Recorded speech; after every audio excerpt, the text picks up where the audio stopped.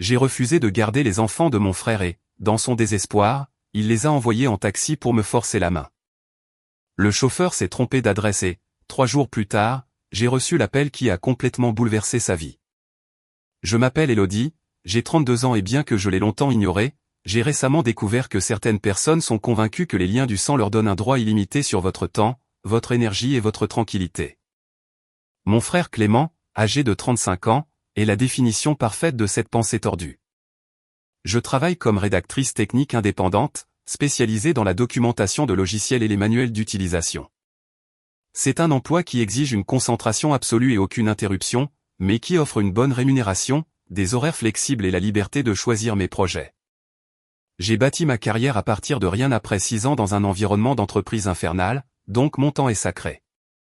Entre les réunions avec les clients, la recherche, les projets complexes et les visites techniques pour comprendre certains systèmes avant d'écrire à leur sujet, ma routine a besoin d'ordre et de silence. Toute distraction complique tout, et surveiller de jeunes enfants est l'exact opposé d'un environnement contrôlé. Pendant ce temps, Clément travaille comme directeur régional des ventes dans une entreprise pharmaceutique. Il gagne bien sa vie, environ 85 000 € en comptant les primes. Il a 2 enfants avec sa femme Mireille et il a réussi à se convaincre que toutes ses difficultés devaient être résolues avec l'aide des autres. Ou plutôt, avec la mienne. Toujours la mienne, jamais celle de quelqu'un d'autre. Dans sa tête, ses problèmes étaient plus importants parce qu'il avait des enfants, et comme je n'ai pas de famille à moi, il supposait que ma vie n'était qu'une succession de moments vides et d'une disponibilité absolue. Dans son imagination, je passais mon temps à boire du café et à m'étirer sur le canapé entre 2 projets, attendant qu'il me donne l'occasion d'être utile. Les demandes d'aide ont commencé il y a 4 ans, à la naissance d'Étienne. Et, Elodie, pourrais-tu garder les enfants quelques heures, me disait-il, Mireille a un contrôle postnatal et j'ai une réunion capitale. Cela semblait raisonnable. Je suis leur tante et les enfants sont adorables. 2 heures n'allaient pas gâcher ma vie. La famille se soutient, pensais-je. Mais ce qui a commencé comme un geste innocent a fini par devenir une 2e journée de travail non rémunérée. Ce qui n'était au début que quelques heures s'est transformé en journées entières, puis en week-end complet, et plus tard en prétendues urgences qui, d'une manière ou d'une autre, survenaient toujours quand j'avais des projets. Il est arrivé un moment où j'ai commencé à tenir un registre mental. Les appels de Clément apparaissaient comme par magie les vendredis, juste après que j'ai mentionné quelque chose sur mes plans lors de dîners de famille. Mireille m'appelait pendant mes heures de travail pour me demander de passer un moment pour rester avec les enfants. Ils arrivaient même sans prévenir, avec des valises et des lits de voyage prêts, comme si j'avais déjà accepté. Avec le temps, j'ai découvert que beaucoup de ces urgences étaient calculées. Les réunions imprévues de Clément se révélaient être des week-ends de golf. Les contrôles médicaux de Mireille étaient des sorties au spa. Il ne prenait même pas la peine de le cacher, car il tenait pour acquis que je ne remettrais rien en question au nom de la famille. Mon ami Cédric, qui travaillait dans le même centre médical où Mireille était censée avoir ses rendez-vous, a confirmé mes soupçons. La moitié de ces rendez-vous médicaux urgents étaient en réalité des réservations pour des massages en couple et des dégustations de vin. Tout s'est intensifié il y a environ 6 mois, lors du dîner de la Toussaint chez mes parents. Pendant que tout le monde discutait, j'ai mentionné que j'étais plongé dans un énorme projet pour une entreprise automobile allemande, 6 semaines pour développer les manuels techniques de leur nouveau logiciel de diagnostic. Un contrat important qui pourrait m'apporter plus de travail. Clément a à peine levé les yeux. Ok, super, a-t-il dit.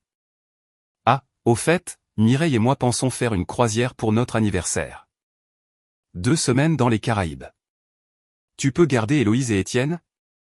L'école est ouverte, donc ce ne serait que pour les trajets. Il ne posait pas une question, il le tenait pour acquis. J'ai répondu sans détour. Non. Un silence s'est abattu sur la table. C'était comme si j'avais dit quelque chose de scandaleux. Comment ça, non, a demandé ma mère avec ce ton qu'elle utilise quand elle pense que quelqu'un enfreint une règle familiale non écrite. Je veux dire que je ne suis pas disponible. J'ai du travail en retard et un autre contrat juste après celui-ci. Clément a laissé échapper un petit rire, comme si je plaisantais. Allons, Elodie, tu travailles de la maison, tu peux écrire et t'occuper des enfants en même temps. C'est la phrase typique de quelqu'un qui n'a jamais essayé de se concentrer sur un travail technique tout en empêchant de jeunes enfants d'ouvrir des tiroirs, de renverser de l'eau ou de mettre les doigts dans les prises. Non, je ne peux pas, ai-je répété, et je ne suis pas disponible. Mireille est intervenue aussitôt, d'une voix mielleuse et manipulatrice. Nous avons vraiment besoin de ce voyage. Le thérapeute de couple a dit que ce serait bon pour notre mariage. Tu ne veux pas que tes neveux grandissent avec leurs parents ensemble? Utiliser la santé de leur mariage comme une arme émotionnelle. Impressionnant, mais pas surprenant. Vous avez 2 mois pour trouver une babysitter, ai-je répondu. Vous allez vous débrouiller. Le dîner s'est transformé en un mélange de silence gênant et de chuchotements. Mes parents me regardaient avec reproche. Clément et Mireille semblaient indignés, comme si mon refus était une trahison personnelle. Le lendemain, la campagne de culpabilisation a commencé. Des messages de ma mère, ton frère a vraiment besoin de ça. Tu ne peux pas être flexible? Juste pour cette fois. Des messages de mon père, la famille fait des sacrifices. C'est comme ça que ça marche. Des messages de Clément, tu vas vraiment laisser mon mariage se détruire parce que tu ne peux pas prendre 2 semaines? J'ai décidé de ne pas répondre. Cela les a poussés à passer au niveau supérieur. Mireille m'a appelé en pleurant, disant qu'ils avaient déjà réservé la croisière en se basant sur mon accord implicite, que j'étais cruel et égoïste. Clément a envoyé des paragraphes entiers sur les obligations familiales, insinuant que certaines personnes accordaient de la valeur à leurs proches et que d'autres ne se souciaient que de l'argent. Tout cela s'est passé il y a des mois, puis est arrivé le jour où ils ont dit qu'ils avaient de nouveaux besoins de moi pour garder les enfants.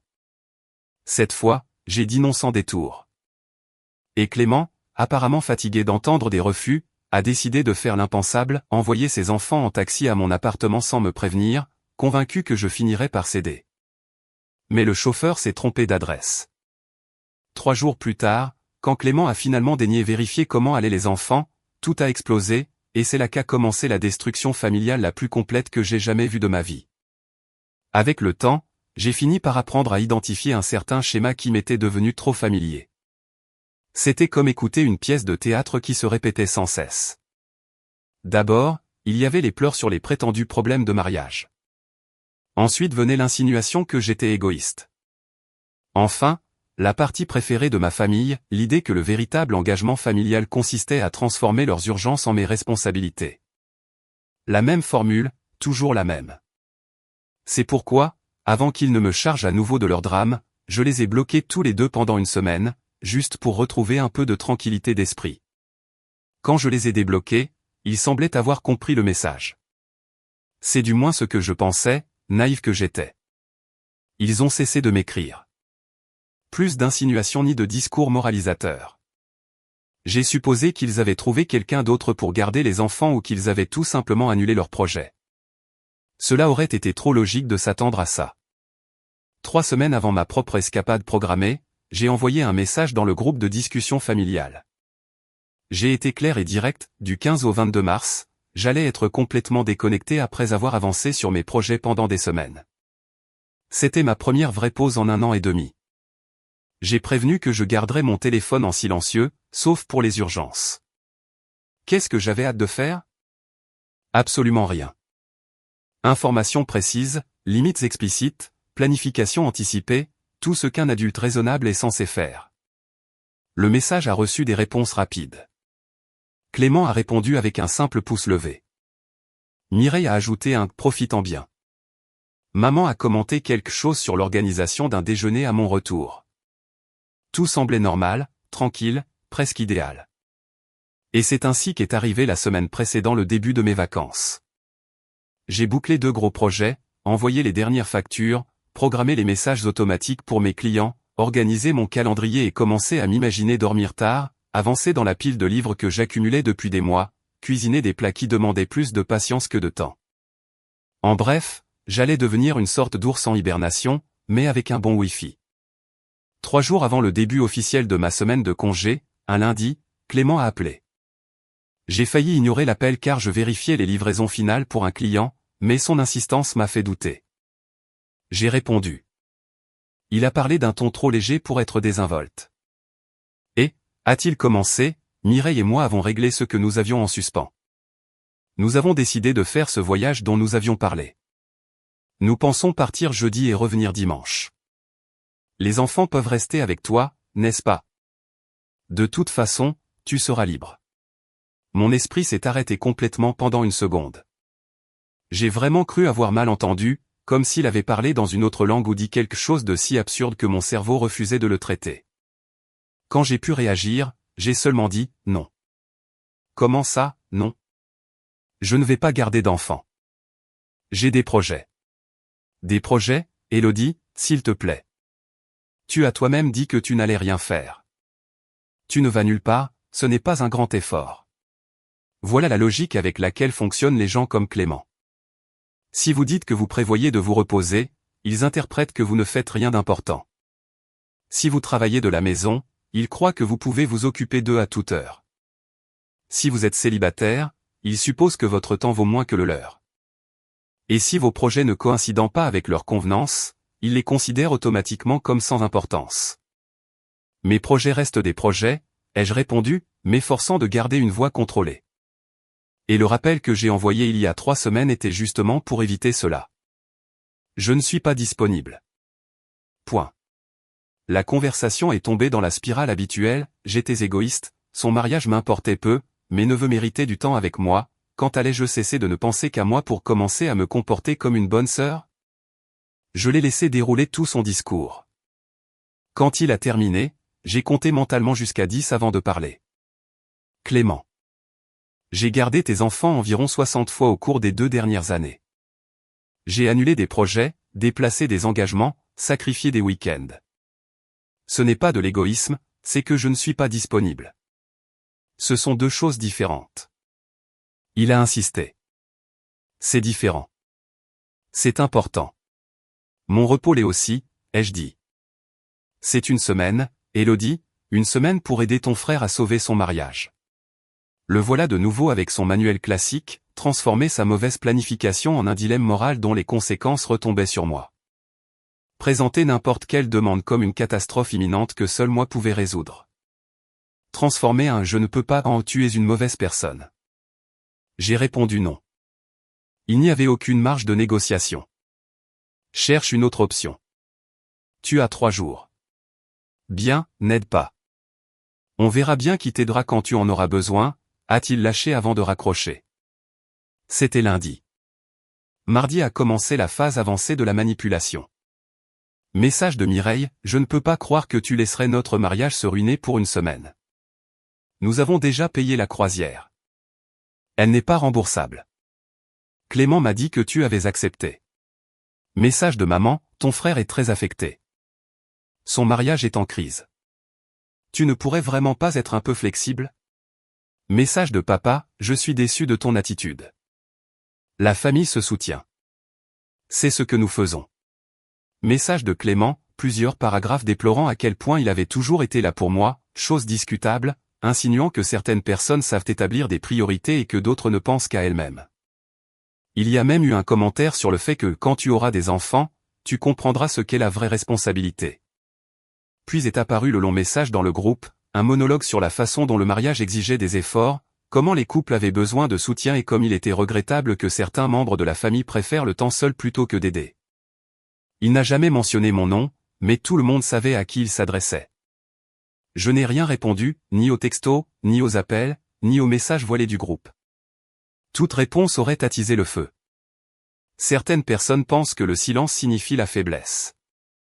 Elles croient que si elles insistent suffisamment et touchent les bonnes cordes sensibles, vous céderez. Ce que Clément ne savait pas, c'est qu'il s'approchait d'une leçon coûteuse et nécessaire. Le mercredi s'est déroulé sans bruit, et ce silence si soudain m'a paru suspect, trop suspect. Pourtant, j'ai supposé qu'ils avaient trouvé une autre babysitter ou qu'ils avaient été obligés de modifier leur plan. C'était le plus logique avec si peu de marge de manœuvre. Finalement, le jeudi est arrivé, le premier jour de mon repos tant attendu. Je me suis réveillé seul, sans réveil, vers 9 heures. J'ai préparé un petit déjeuner élaboré, de ceux pour lesquels je n'ai jamais le temps. J'ai organisé mon coin lecture, allumé quelques bougies et mis mon téléphone en mode ne pas déranger, sauf pour mes contacts favoris. Ce moment de paix absolue était ce que j'avais attendu pendant 18 mois sans interruption. Ce que j'ignorais, c'est qu'à un autre endroit de la ville, ce même matin, Clément avait décidé que non n'était pas une option valide et que si je n'aidais pas de mon plein gré, il s'arrangerait pour que cela se produise quand même, en utilisant une pure obstination et une ingéniosité assez discutables. Pendant de nombreuses années, j'ai observé mon frère répéter le même comportement, comme s'il était piégé dans un cycle dont il n'essayait jamais de sortir. Il élaborait toujours des plans absurdes, déguisés en solutions brillantes, puis agissait comme si le monde entier devait applaudir sa créativité. Cette fois, ce ne fut pas différent. Selon sa logique tordue, la meilleure façon de résoudre son problème était de m'envoyer les enfants sans prévenir, en utilisant un taxi comme un service de livraison de colis, avec l'intention qu'ils apparaissent à la porte de mon appartement sans préavis. Pour lui, c'était infaillible. Je n'aurais pas la froideur de laisser 2 petits-enfants plantés devant ma porte. Et comme il supposait que je n'aurais d'autre choix que de les accueillir, il considérait l'affaire comme réglée. Dans son esprit, tout se terminait par une seule conclusion, problème résolu, résistance éliminée et Clément sortant victorieux. Ce jeudi-là, exactement à 9 h du matin, il a décidé de mettre en œuvre ce qu'il considérait comme son grand coup. Il a appelé un taxi, a installé Héloïse, qui à 7 ans était déjà plus consciente des situations que son père, et Étienne, à peine âgé de 5 ans, sur la banquette arrière. Il a mis à côté d'eux un petit sac à dos avec des vêtements pliés à la va-vite, quelques encas et les peluches qui les accompagnaient pour dormir depuis leur plus jeune âge. Puis il a donné au chauffeur un papier avec l'adresse qu'il pensait être la bonne et lui a demandé de les laisser directement à l'appartement 3B. Il a même payé un supplément pour s'assurer qu'on les monte jusqu'à la porte.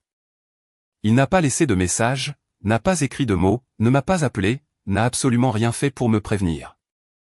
Il les a littéralement expédiés comme s'il s'agissait de 2 boîtes prêtes à être livrées dans un entrepôt, confiant pleinement que je serais obligé de m'en occuper et qu'ensuite, tout continuerait comme si nous en avions parlé au préalable.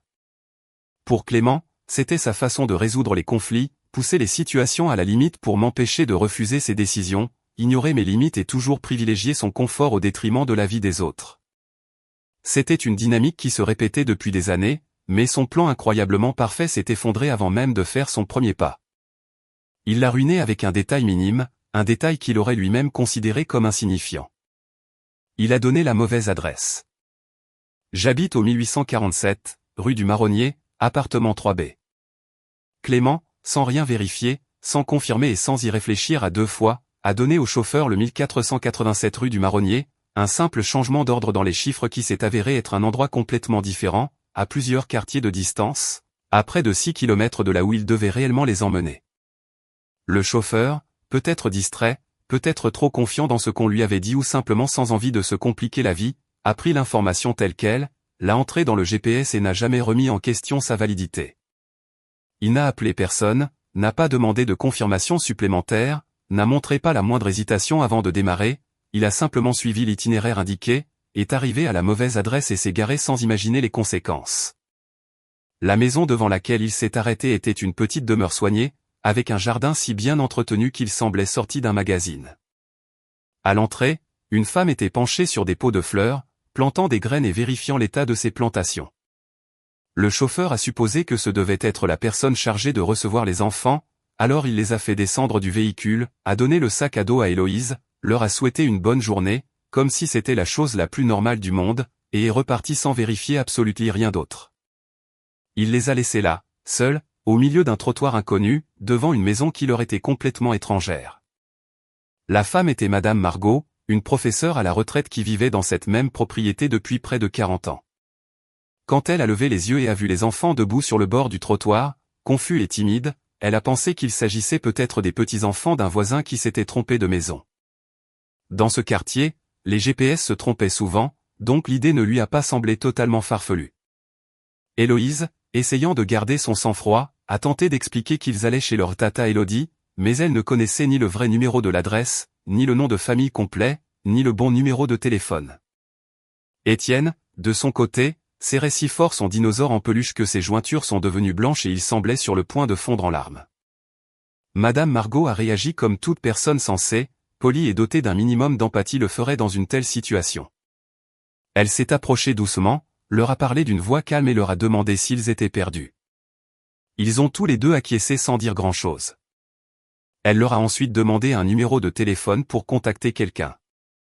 Héloïse en a récité un, mais il s'est avéré être une ancienne ligne du bureau de Clément qui avait été déconnectée des mois auparavant. Ne sachant que faire d'autre, la dame les a invités à entrer. Elle leur a offert du jus de fruits, des biscuits, a allumé la télévision pour qu'ils regardent des dessins animés et, pendant que les petits tentaient de se détendre, elle a appelé le numéro que Héloïse avait mentionné. Elle n'a obtenu qu'un message automatique l'informant que la ligne n'existait plus. Elle a ensuite cherché Élodie dans l'annuaire local, mais il y avait trop de correspondance et comme les enfants ne parvenaient pas à se souvenir de mon nom de famille, répétant seulement Tata Élodie, elle n'avait aucun moyen de me trouver. Convaincue que tout cela n'était qu'une erreur temporaire, elle a pensé que les parents se manifesteraient dès qu'ils remarqueraient le malentendu. Alors elle a attendu, et attendu, et a continué d'attendre, mais personne n'est venu. Ce premier après-midi, les enfants sont restés silencieux, agités, regardant par la fenêtre toutes les quelques minutes, comme s'ils s'attendaient à ce qu'une figure familière apparaisse à tout moment à la porte. Madame Margot leur a préparé le dîner, a arrangé la chambre d'amis et les a rassurés en leur disant qu'elle était sûre que leur famille viendrait les chercher à tout moment, que ce n'était qu'un petit accident. Le vendredi entier s'est écoulé sans que personne ne sonne à la porte. Elle les gardait nourris, propres et divertis. Et comme ils ne montraient aucun signe de maltraitance ou d'abandon intentionnel, elle n'a pas voulu appeler la police. Elle craignait de les effrayer encore plus. De plus, elle était convaincue que les parents reviendraient bientôt, dès qu'ils se rendraient compte de l'erreur. Alors elle a de nouveau attendu. Le samedi fut un reflet du jour précédent.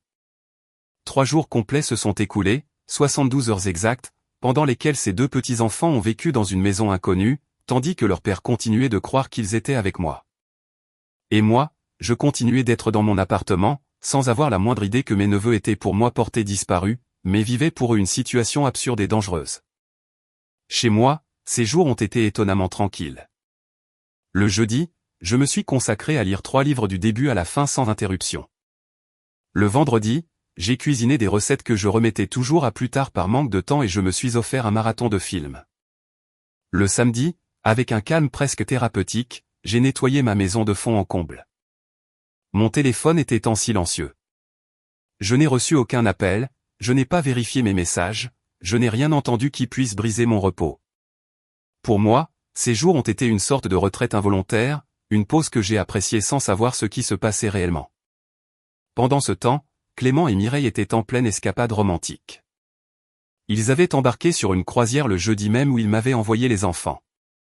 Ils profitaient sûrement des buffets, des piscines et des boissons tropicales, convaincus que leur plan s'était déroulé à la perfection, moi m'occupant des enfants pendant qu'ils se détendaient en haute mer. Mais tout s'est effondré à 19 h le samedi, lorsque mon téléphone a commencé à sonner. C'était Clément. J'avais ignoré ses appels pendant des jours pour éviter d'autres manipulations. J'ai failli rejeter celui-ci aussi, mais quelque chose en moi a été curieux d'entendre quelle histoire il allait fabriquer cette fois. Ou peut-être voulais-je simplement lui redire non pour le simple soulagement que me procurait le fait de poser des limites. J'ai répondu. Et, a-t-il salué avec une joie effrontée. Ce ton plastifié que les gens utilisent quand ils croient que tout s'est déroulé exactement comme ils l'avaient prévu. Je t'appelais juste pour te remercier de garder les enfants. Sérieusement, j'apprécie que tu aies finalement accepté, malgré notre malentendu. Et à cet instant, alors que je ne savais pas encore ce qui s'était réellement passé, j'ai senti un frisson me parcourir tout le corps. La température dans mon appartement a semblé chuter d'un coup, comme si quelqu'un avait ouvert une porte en plein hiver. J'ai senti un tremblement qui est parti de mon estomac jusqu'à ma nuque, un instant, j'ai eu l'impression que le sol sous mes pieds chancelait. La phrase que je venais d'entendre ne correspondait tout simplement à aucune version de la réalité dans laquelle je vivais. Quoi ? Qu'est-ce que tu racontes, fut la seule chose que je parvins à articuler. Les enfants, a répété Clément, avec cette tranquillité irresponsable qu'il avait toujours eue. Héloïse et Étienne. Merci de ne pas avoir fait d'histoire pour ça. Je sais qu'on s'est disputé lundi, mais dans la famille, on s'entraide, n'est-ce pas?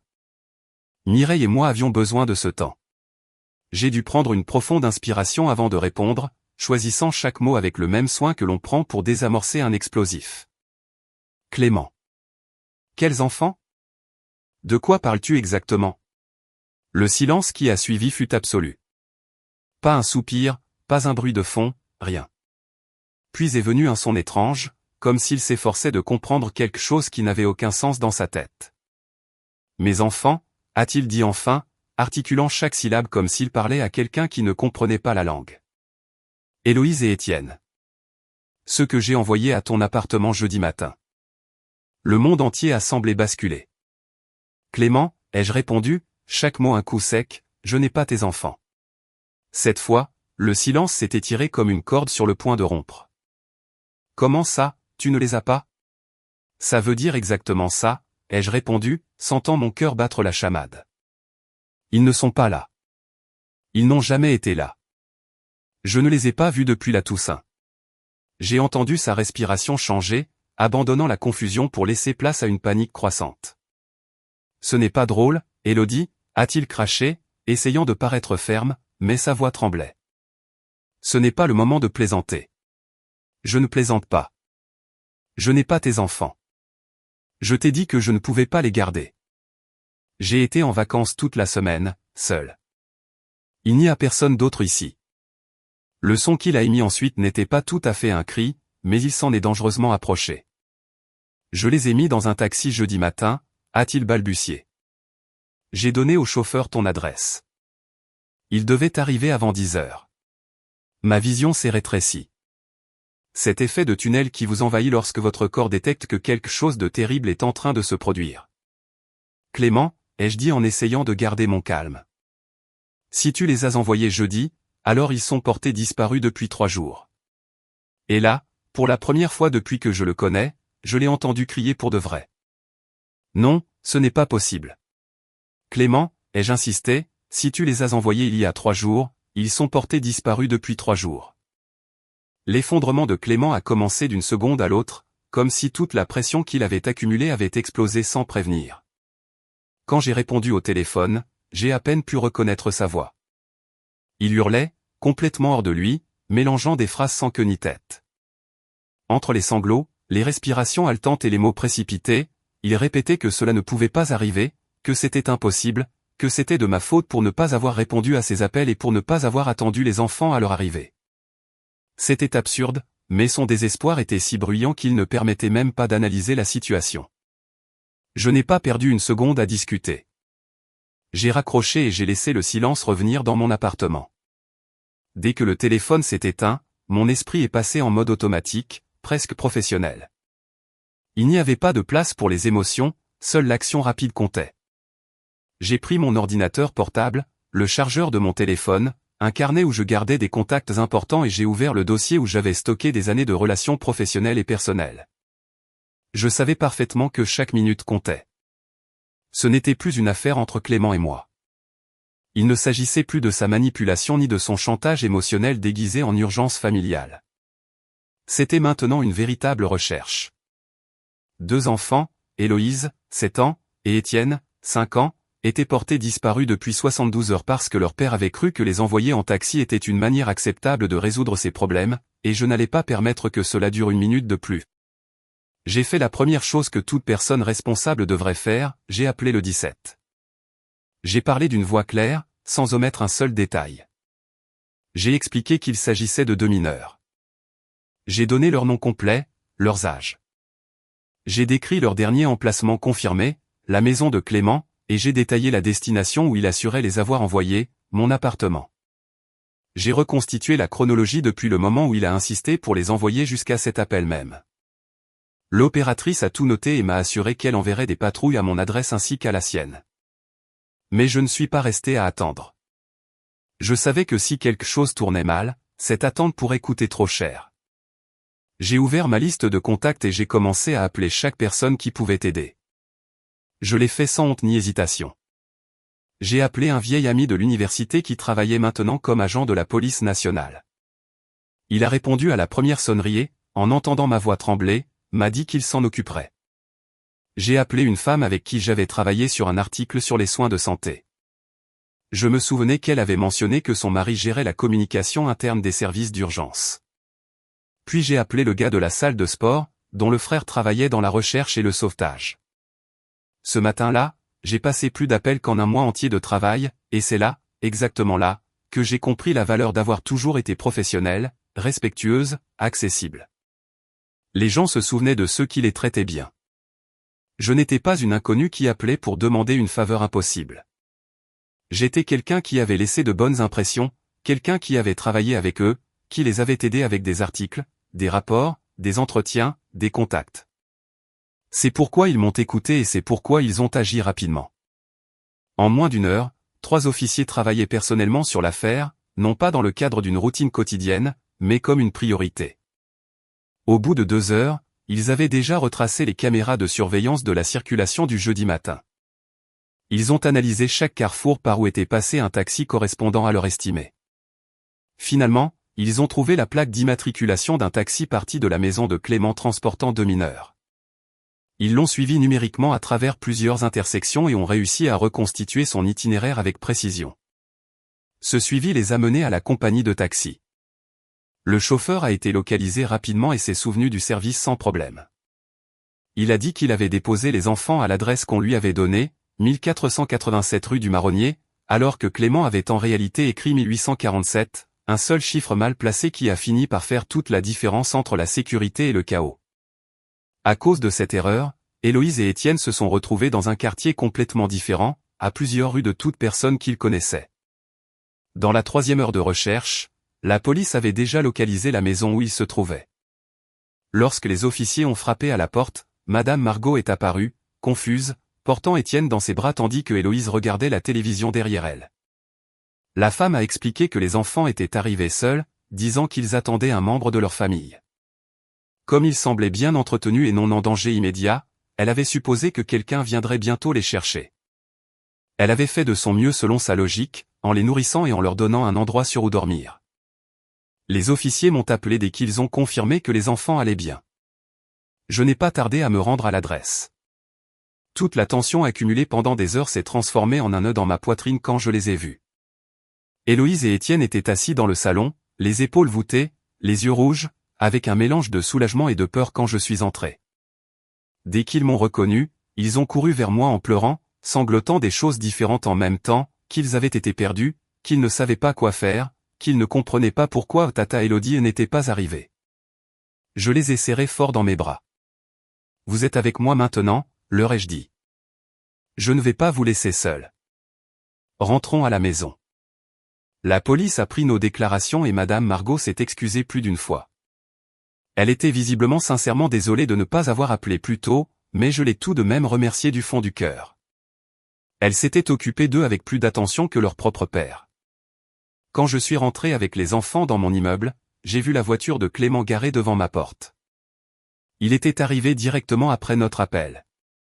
Selon les voisins, il frappait à la porte depuis 3 heures, criant mon nom et exigeant des réponses. Dès qu'il a vu les enfants descendre avec moi, son visage s'est transformé. C'était comme voir 2 émotions opposées se battre en lui, un soulagement qui s'est presque immédiatement transformé en une crise de colère. Où était-il, m'a-t-il lancé comme si j'étais le responsable. À la mauvaise adresse que tu as toi-même écrite, ai-je répondu sans élever la voix. Le chauffeur les a déposés dans une maison inconnue jeudi matin. Ils y sont restés 3 jours complets. Son visage a immédiatement perdu ses couleurs. Mais je t'ai donné ton adresse. Non, tu as donné la mauvaise adresse. Et pire que ça, tu n'as jamais vérifié s'ils étaient arrivés. Tu n'as pas appelé, tu n'as pas écrit, tu n'as pas demandé, tu n'as absolument rien fait, tu as juste supposé que tout s'était bien passé parce que c'était ce qui t'arrangeait. Il a tenté de se défendre. Il a dit qu'il était surchargé de travail, que le voyage avec Mireille était déjà réservé et qu'il ne voulait pas perdre l'argent, qu'il pensait que si quelque chose n'allait pas, je l'aurais appelé. Chaque excuse sonnait plus faible que la précédente. Rien ne pouvait justifier que quelqu'un laisse ses jeunes enfants sans surveillance pendant 3 jours entiers. Ce n'est pas une erreur, c'est une irresponsabilité à la limite de la catastrophe. Va-t'en, lui ai-je dit finalement. Les enfants restent avec moi ce soir. Demain, nous retournerons voir la police et tu expliqueras à l'aide sociale à l'enfance pourquoi tu as envoyé tes enfants en taxi chez quelqu'un qui t'avait clairement dit qu'il ne les garderait pas. Clément a tenté de résister, de dire que j'exagérais, que tout le monde pouvait faire une erreur. Alors j'ai sorti mon téléphone et je lui ai montré la copie numérique du rapport officiel. Négligence. Mise en danger de mineur. Abandon. La couleur a complètement disparu de son visage. Il comprenait maintenant que cela ne se résoudrait pas avec des excuses superficielles. « Tu vas vraiment détruire ma vie pour une erreur ?» m'a-t-il demandé. « C'est toi qui as commis l'erreur, ai-je répondu. Je m'assure simplement qu'elle soit enregistrée. Il est parti furieux, appelant Mireille en descendant les escaliers. Il était clair qu'il allait inventer une version différente pour se protéger. Cela m'était égal. La seule chose qui importait, c'était Héloïse et Étienne. Ce soir-là, je les ai nourris, je les ai lavés et je les ai installés dans la chambre d'amis avec des couvertures, des oreillers et une lumière tamisée. Ils se sont endormis en quelques minutes. La fatigue émotionnelle les avait anéantis. En les regardant dormir, j'ai compris quelque chose avec une clarté absolue. Cela ne pouvait pas se résoudre par une conversation familiale. Clément ne pouvait pas continuer à se comporter ainsi sans conséquence. Il avait prouvé, non par des mots, mais par des actes, qu'il était prêt à jouer avec la sécurité de ses enfants si cela lui permettait de maintenir ses projets intacts. Le lundi suivant, j'ai contacté directement l'aide sociale à l'enfance. J'ai expliqué toute la chronologie, mon refus initial, la décision de Clément, le taxi, le manque de suivi, les 72 heures sans rien vérifier. J'ai joint les numéros des rapports de police, les déclarations de Madame Margot, les noms des officiers impliqués et chaque document disponible. L'aide sociale à l'enfance ne prend pas ces situations à la légère. Ils ont ouvert un dossier immédiatement. Ils ont convoqué Clément et Mireille séparément, et ce que j'ai appris par la suite fut dévastateur. Mireille ne savait absolument rien. Clément lui avait dit que les enfants étaient chez ses parents pendant toute la semaine. Il lui avait même envoyé de vieilles photos d'autres visites, à simuler des appels vidéo en disant qu'ils dormaient ou qu'ils étaient occupés. Elle a cru chaque mot, car pourquoi aurait-elle douté? L'impact de découvrir que ses enfants avaient été perdus pendant 3 jours alors que son mari lui mentait directement a été terrible. En moins d'une semaine, Mireille a déménagé, a demandé la séparation et a entamé sa propre procédure de garde. Le procès qui a suivi a été extrêmement difficile. Clément a tenté de me dépeindre comme quelqu'un de vengeur et d'émotionnellement instable. Son avocat a assuré que tout n'était qu'un malentendu, que l'histoire du taxi était une erreur sincère et que 3 jours n'étaient pas si longs si on les regardait en perspective. Mais le juge ne s'est pas laissé manipuler. 2 mineurs de moins de 8 ans envoyés seuls en taxi à une adresse que le père n'avait même pas vérifiée, sans recevoir un appel, un message ou une vérification en 72 heures. Ce n'est pas une négligence, c'est une négligence profonde. Et la justice l'a traité comme telle. Je ne sais pas combien de fois j'ai dû entendre au cours de ces mois la même phrase, c'était une punition trop sévère pour une petite erreur. Mais ce qui s'est passé n'était pas une négligence mineure ni un malentendu familial qui nécessitait une discussion à la table du dimanche. Ce que Clément a fait a été officiellement qualifié de négligence criminelle et, pour être honnête, j'ai été surpris que les autorités ne soient pas allées encore plus loin. Quand le rapport a finalement été clos, le verdict était clair. Clément a perdu la garde de manière immédiate et le placement de Héloïse et Étienne a été ordonné pendant que les évaluations correspondantes étaient menées.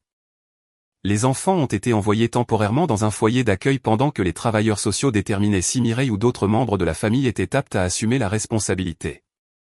Clément n'a obtenu que des visites surveillées, conditionnées à la participation à des cours de parentalité et à des évaluations psychologiques. À partir de ce moment, sa réputation a commencé à s'effondrer à une vitesse que même moi, je ne pouvais pas suivre. Les membres de la famille plus éloignés ont rapidement appris l'affaire, mais cette fois, ils n'ont pas entendu la version déformée qu'il répétait, celle où sa méchante sœur, moi, en l'occurrence, avait ruiné sa vie par caprice, mais la chronologie officielle, documentée et examinée par des professionnels. Sa belle famille lui a tourné le dos sans hésiter. Les amis communs se sont éloignés. À son travail, on a commencé à remettre en question son jugement, sa stabilité et sa fiabilité. 3 mois plus tard, Mireille a obtenu la garde exclusive. Clément n'a eu droit qu'à des week-ends alternés sous surveillance, une obligation de pension alimentaire et un casier judiciaire qui l'accompagnerait à vie. Il a perdu son emploi dans la vente. Il est rare qu'une entreprise pharmaceutique veuille dans ses rangs quelqu'un accusé d'avoir mis ses enfants en danger, et il a commencé à enchaîner les refus à chaque demande de logement, car son casier judiciaire lui fermait toutes les portes. Environ 6 mois après le désastre initial, Clément a recommencé à appeler. Des numéros différents, des téléphones empruntés, des messages vocaux longs et désordonnés. Tous répétaient le même refrain, que j'avais gâché sa vie, qu'une erreur ne devrait pas détruire une personne, que la famille doit pardonner. Chaque message était plus désespéré que le précédent. À ce moment-là, il avait perdu son mariage, ses enfants, son emploi et pratiquement toute trace de l'image qu'il avait construite pendant des années. Dans son récit, tout était de ma faute parce que j'avais réagi de manière exagérée. J'ai gardé chaque message, non pas pour le faire chanter ni pour me venger, simplement comme sauvegarde au cas où il déciderait un jour de franchir une limite plus grande. Je n'ai jamais répondu, jamais rien expliqué, jamais participé à ces tentatives de manipulation. Et la raison est très simple, Clément n'a jamais compris que je n'avais pas détruit sa vie. Il l'a fait lui-même, à l'instant où il a placé son confort personnel au-dessus de la sécurité de ses propres enfants. Mon rôle s'est limité à m'assurer que les conséquences soient à la hauteur des actes qu'il avait lui-même choisis. Ce n'était pas de la vengeance, c'était la réalité qui reprenait ses droits. Ma famille s'est immédiatement divisée.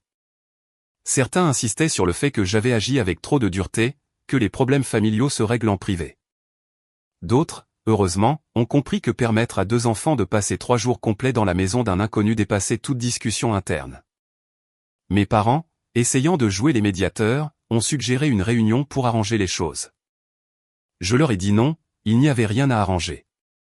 Clément avait exposé ses enfants à un risque absurde par pure imprudence et arrogance. Cela ne se négocie pas. Ma tante a été l'une des premières à prendre le parti de Clément, publiant sur les réseaux sociaux des phrases vagues sur le pardon et la loyauté familiale. Je lui ai envoyé les rapports de police et les documents de l'aide sociale à l'enfance. Elle a supprimé les messages et n'a plus jamais mentionné le sujet. Pendant toute cette période, je suis resté présent pour Héloïse et Étienne par les canaux appropriés. Je leur ai fait comprendre que je les aimais, que rien de ce qui s'était passé n'était de leur faute. Mireille, en fait, m'a remercié d'être la seule personne à avoir agi de manière cohérente avec le bien-être des enfants. Avec le temps, la relation entre elle et moi est devenue cordiale. Parfois, elle amène les enfants pour qu'ils passent un moment avec moi. Ils vont mieux, sont plus stables, plus calmes.